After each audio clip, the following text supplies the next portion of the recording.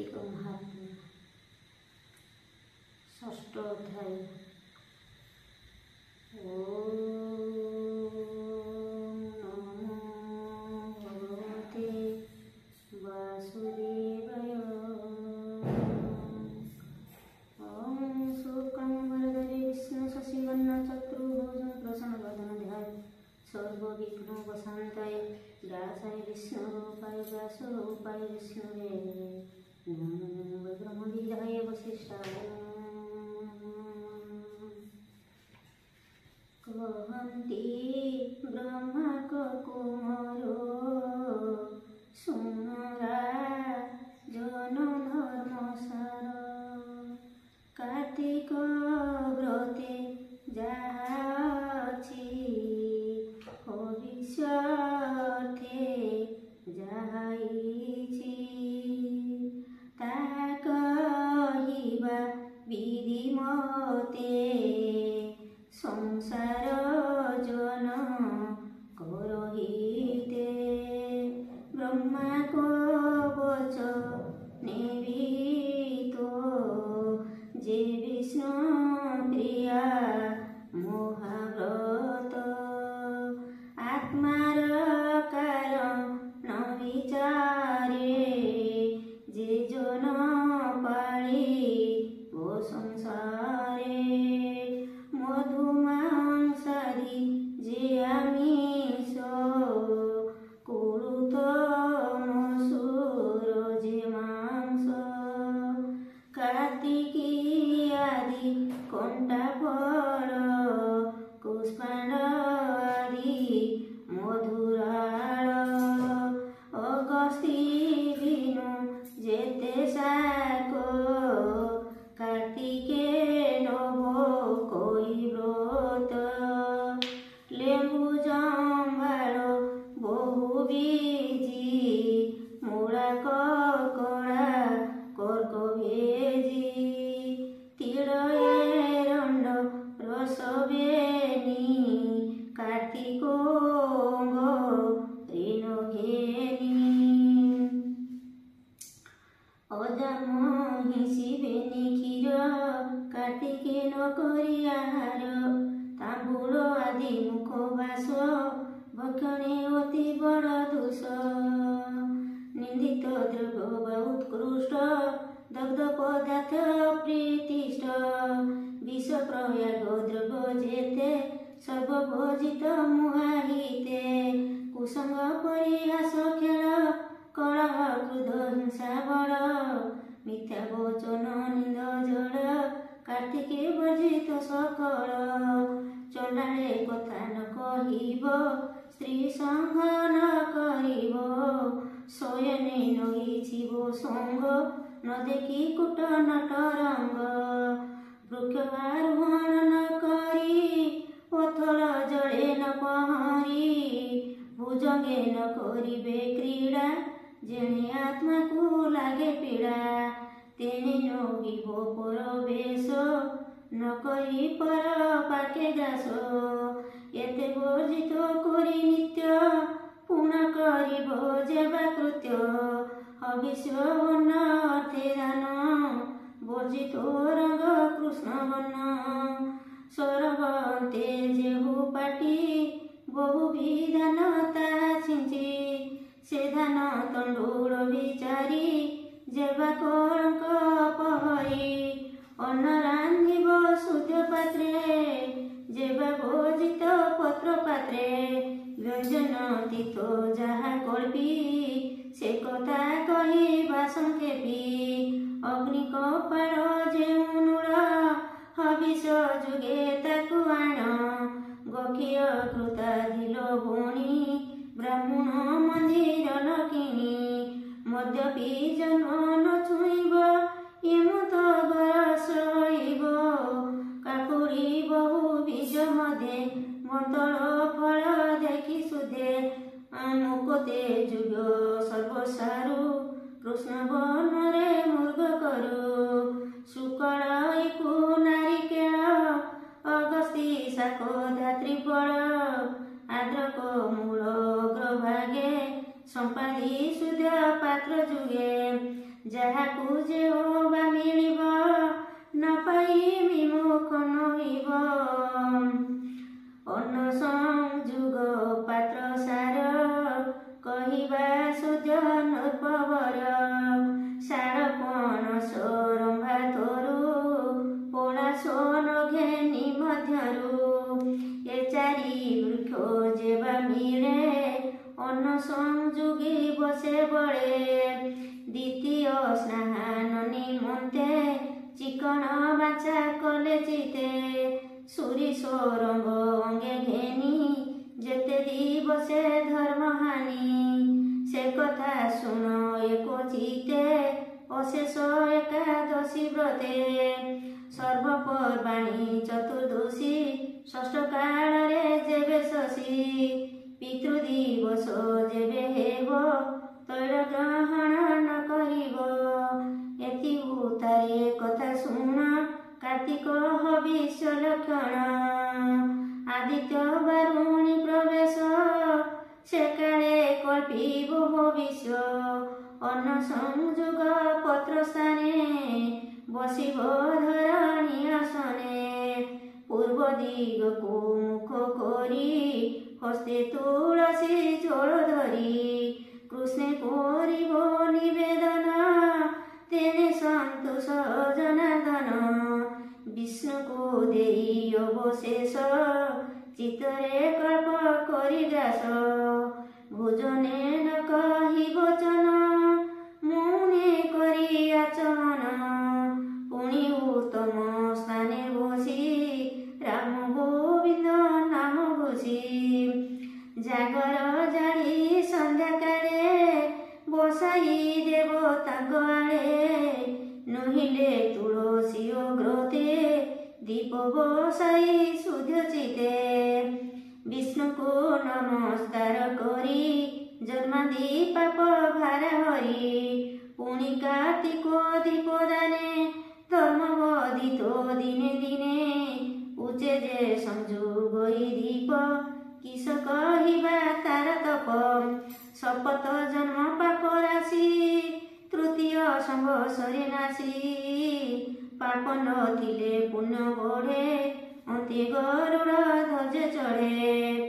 ଗୋବିନ୍ଦ ସଙ୍ଗେ ସଙ୍ଗ ହୋଇ ବୈକୁଣ୍ଠ ଭୁବନକୁ ଯାଇ।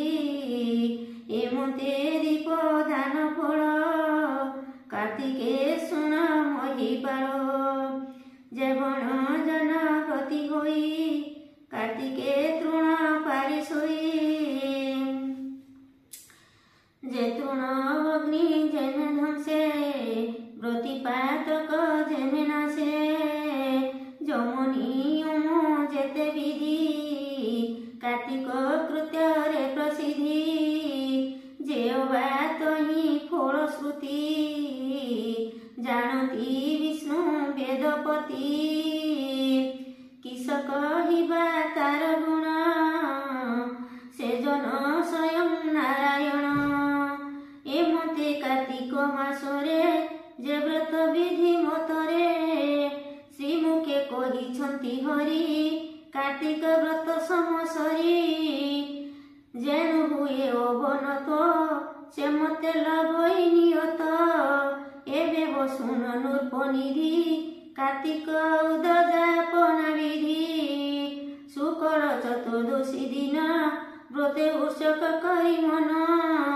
ଦ୍ୱାରେ ଯେ ତୁଳସୀ ବିଜଏ ସେଠାରେ ମଣ୍ଡପ ଗୋଟିଏ। ତୁଳିବ ଅତି ଯତ୍ନ କରି ଚାରି ଦିଗକୁ ଚାରି ଦ୍ୱାରି।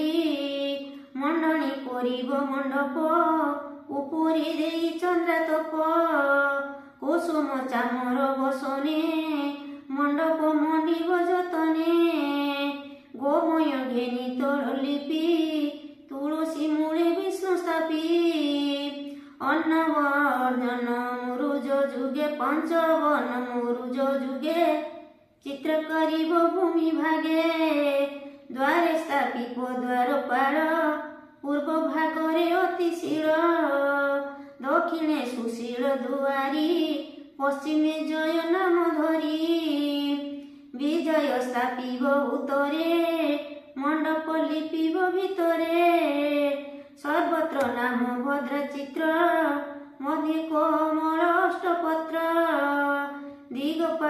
ହିଁ ସ୍ଥାପି ସେ ପ୍ରଭୁ ପୂର୍ଣ୍ଣାନନ୍ଦ ରୂପୀ ଅଶେଷ ଜନ୍ତୁଙ୍କ ଜୀବନ ତାହାଙ୍କୁ କରିଆ ବାହନ ଲକ୍ଷ୍ମୀ କି ସ୍ଥାପି ତାଙ୍କ କୂଳେ ଘଟ ବସାଇ ପୂଜା ସ୍ଥଳେ ଶୀତ ବସନ୍ତ ଆଚ୍ଛାଦିତେ ଜାଗର ଜାଡ଼ି ଗୁଆ ଘୃତେ ଆଉ ଉପାଧି ଠୁଳ କରି ବ୍ରାହ୍ମଣ ତିନି ବେଦ ଭରି ଯେ ବ୍ରହ୍ମା ବିଷ୍ଣୁ ମହେଶ୍ୱର ଏମତେ କଳ୍ପି ଜଗର ତିନି କି ଆସନେ ବସାଇ ପୂଜିବ ଗନ୍ଧ ପୁଷ୍ପ ଦେଇ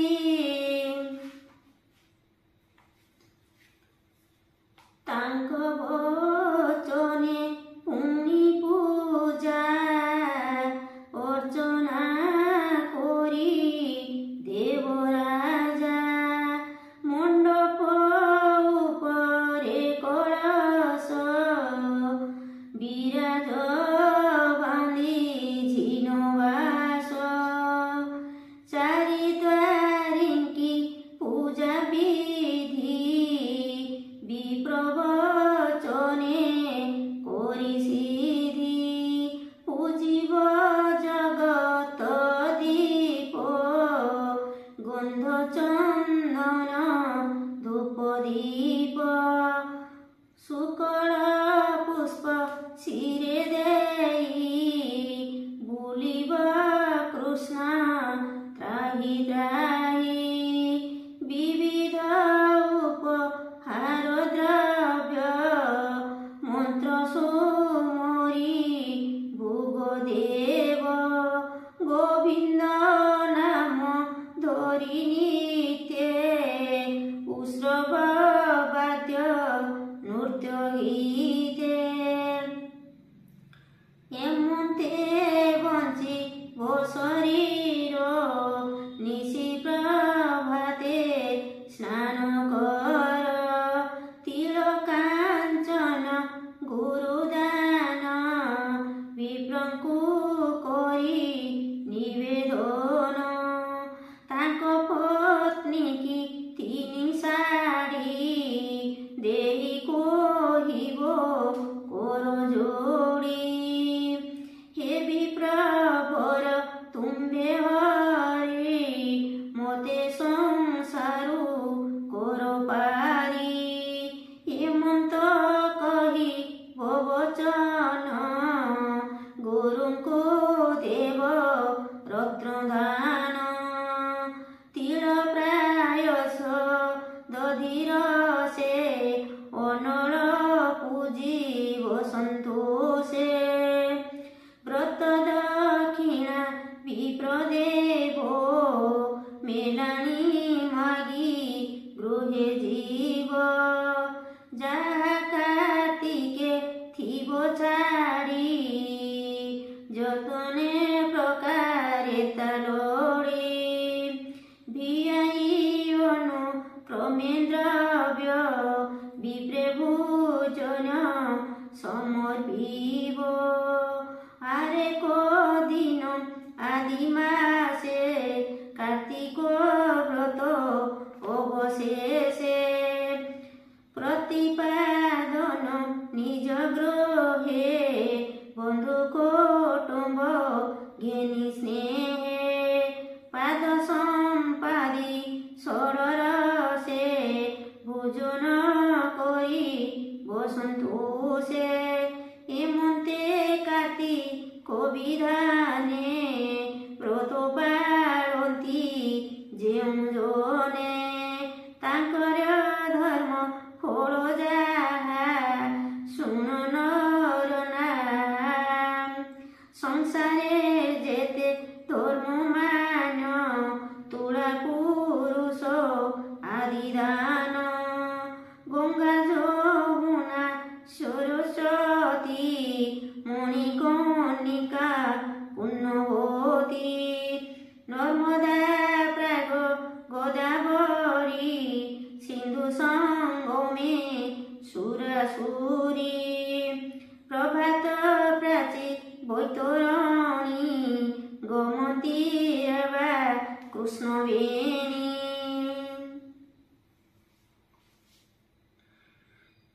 ଯେ ଚନ୍ଦ୍ର ଭାଗା ଚିତ୍ରୁପଳା ଯେଉଁ ଜନମ ବିଷ୍ଣୁଶିଳା ବ୍ରାହ୍ମଣୀ ଯେ ମାନସ ସରୋବର ତହିଁ ବିଜୟ ଗଙ୍ଗାଧର ସୁବର୍ଣ୍ଣ ରେଖା ମଧୁମତୀ ଯେ ହ୍ରଦସି ଦେବନେ ସ୍ଥିତି ପାପନାଶିନୀ ପୁଣ୍ୟତୟା ଇନ୍ଦ୍ରଧୂମ୍ନ ବିଷ୍ଣୁ ମାୟା ସରଜୁ ଶିବ ଗଙ୍ଗା নদী ঋষি কল্যাদী মহানদী ইয়াদি পুণ্য তীর্থ জল স্নান কলে কো যেতে ফল রাজসূয়াদি যে কৃত্য বেদ বিহিত যেতে ব্রত যোগ সমাধি দান ধ্যান প্রসাদ আদি কীর্তিমান এ সর্ব ধর্ম টুল করি কার্তিক ব্রতে নুমেশ্বরী যাবত পুণ্য করি এক সহস্র গুণরে কার্তিক বিষ্ণুর অতি প্রিয় যেনু কার্তিক মহাপুণ্য তেণু অঙ্গে যে পাপ বিঘ্নে অছি কার্তিক সংকল্পরে যান্তি কেশরী আগমন পথে জেনে পড়ান্তি গজ যুথে এমতে কার্তিক মহিমা বচনে কি দেবা উপমা কার্তিক ছাড়ি সেতে করি দশ সাগর ফলসরি হবিষ শত গুণ জাণ উদ্যাপনরে লক্ষ্য গুণ জাগ যুগরে স্বর্গ ভোগ কার্তিকে বৈকুণ্ঠরে যুগ বিধি সংকল্পে ব্রত কলে অক্ষয় মুক্তি পাই বলে যাবত ধর্ম নেই নাশে যুবতী জেনে পরবাসে স্বধর্ম কোণ যাই তার কার্তিক হীন জেনে নর কিঞ্চিতে যেতে প্রতিপাଳି ଅନ୍ୟ କର୍ମକୁ ଧର୍ମ ବଳି କାର୍ତ୍ତିକ ପାଞ୍ଚି ଅନ୍ୟ ଧର୍ମ କଲେ ସଫଳ ସବୁ କର୍ମ ଏହି ପ୍ରକାରେ ଏକାଦଶୀ ଆବର ପାଳନ ତୁଳସୀ ଏ ତିନି ମହିମା ସମାନ ବିଶେଷ କାର୍ତ୍ତିକ ପ୍ରଧାନ সোনার জন ধর্মসার এ পদ্ম পুরাণ কেশর উত্তর খণ্ডে পরশিদি কার্তিক ধর্ম যথাবিধি যে ଏହା শুনে দিব জ্ঞানে সংশয় দূর করি মনে সেই কার্তিক ধর্ম পাই সর্বদূরিত ক্ষয় যাই ব্রাহ্মণ আদি চারি বর্ণ স্ত্রী পুরুষ হেবা জন বিনা কার্তিকে শুদ্ধ নহি বিষ্ণু শ্রী মুখে ছন্তি কহি সে প্রভু বাক্য উপদেশ ভণই মহাদেব দাস ইতি শ্রী পদ্ম পুরাণে উত্তরখণ্ডে কার্তিক মহাত্মে পৃথু নারদ সংবাদে কার্তিক উদ্যাপন ধর্ম কথনে নাম ষষ্ঠ অধ্যায়।